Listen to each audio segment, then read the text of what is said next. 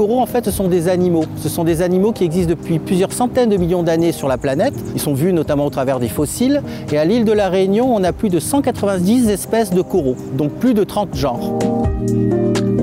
Les coraux forment les récifs coralliens, notamment avec d'autres organismes vivants, qui sont les algues notamment. Et à l'île de la Réunion, on a 25 km de barrières de corail et une superficie totale de 18 km² de récifs coralliens.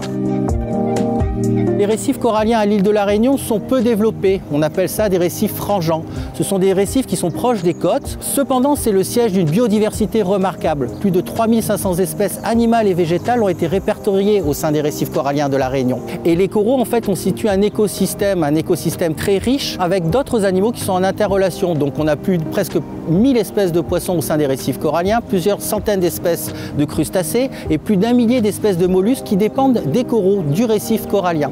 Et donc ça fait partie un peu de notre patrimoine naturel sur l'île. Les principales menaces sur les récifs coralliens viennent des activités humaines d'une manière générale. À La Réunion, en fait, on a peu de récifs coralliens et ils sont très fréquentés par des activités nautiques. Donc parmi les menaces, il y a le piétinement des coraux. Il y a aussi l'usage de la crème solaire. Il y a des études qui ont démontré que les crèmes solaires pouvaient notamment intervenir sur le métabolisme des coraux.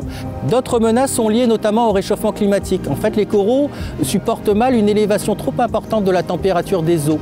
Et c'est comme ça qu'on a ce phénomène de blanchissement corallien.